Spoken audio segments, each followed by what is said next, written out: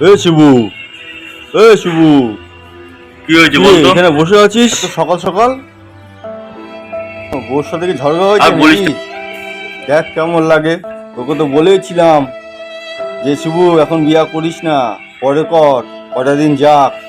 বাবা মার অমতে বিয়া করছিস, এবার নে ভোগ। আর কি বলবো বলতো, সকালবেলা বের করে দিয়েছে আমাকে, কেন? বলে যাও কাজে যাও, খাওয়া নাই দাওয়া নাই কিছু নাই, সকালবেলা স্নানও করি নাই। আমার ভুল হয়ে গেছে রে বিয়া করে, জানিস? আরে তোর বউ আগে কাজ করতো না? হ্যাঁ, ও তো আগে কাজ করতো, সে প্রেম করার সময় কাজ করতো, এখন তো আর কাজ করে না। এখন তাহলে কি করে? এখন ঘরে থাকে। কি করছ রে? প্রেম করার সময় কাজ করতো আর বিয়া করে ফেলানোর পর কাম করে না? আরে না না, প্রেম করার সময় কাজ করতো, কিন্তু ব্যাপারটা হইলো কি, যখন বিয়া করলাম, বিয়া করার পর তো আমি ওর আলাদা নিয়ে ঘর ভাড়া ছিলাম, তখন তো আমি কাজে ফাজ করি, কাজে বাজে যাই। তাই ওরে বললাম যে তুমি যদি কাজে যাও আমিও কাজে যাই, তাহলে সকালবেলা নয় আমরা রান্না ফান্না করে খাওয়া গেলাম, বিকালবেলা এসব অসুবিধা ছিল বিভিন্ন, যার জন্য আমি ওরে বললাম যে তোমার আর কাজ করতে হবে না, তুমি ঘর সামলাও, আমি কাজ করি। তাহলে তো সবই ঠিকই আছে। তুই তাহলে বৌদিরে উল্টা পাল্টা কথা কইতাছিস। এখনকার যা দিনকাল পড়ছে, তুই আলাদা ঘর ভাড়া থাকিস, স্বামী স্ত্রী দুজনে কাজ করতিস, ভালো হইতো না? তুই বেটা প্রেম করার সময় বেটা দুজনে ভালোই কাজ করছিলি, যে বিয়ে করলি সাথে সাথে যে বিয়েটা করে ফেলাইলি, তারপরে বউরে কাজে যাওয়া বন্ধ করে দিলি। হ্যাঁ, তুমি শালা 20 মাল, শালা কম হারামি না তুমি। এই শোভো, যা তো, তোকে এখানে টাউটাই করতে হবে না। লম্বা সকাল সকাল এখানে এসে আমার দিমাগ চাটতে। তুই যা না, যেখানে যাচ্ছিস সেখানে যা, ফালতু এখানে ঝামেলা করিস না আমার এখানে। তুই যা, বেরো এখান থেকে, বেরো।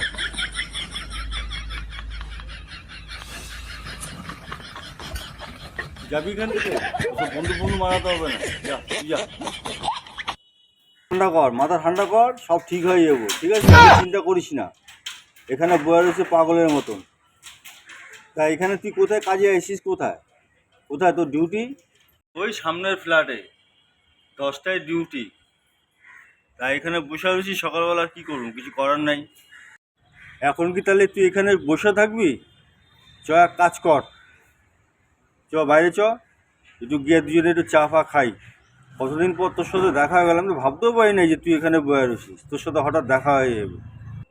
চল চল, একটু রাস্তার দিকে চল, একটু চা ফা খাই আসি।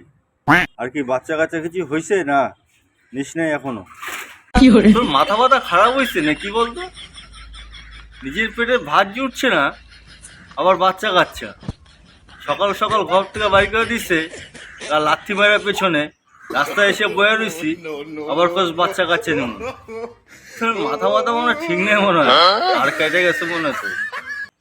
ভাই তোর একটা কথা কমু, কথাটা হইলো কি, দেখ তোরও মনটা খারাপ আজকা, আর অনেকদিন পর তোর লগে আমার দেখা হয়ে গেছে।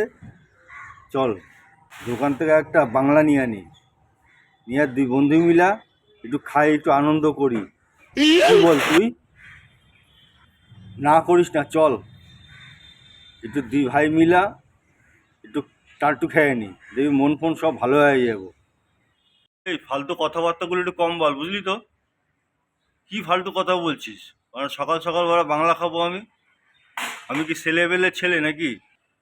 আবার বলছিস আমি নাকি তোর ছোটবেলার বন্ধু, তা বন্ধুর দুঃখের সময় তুই এসব বাজে বাজে কথা বলছিস?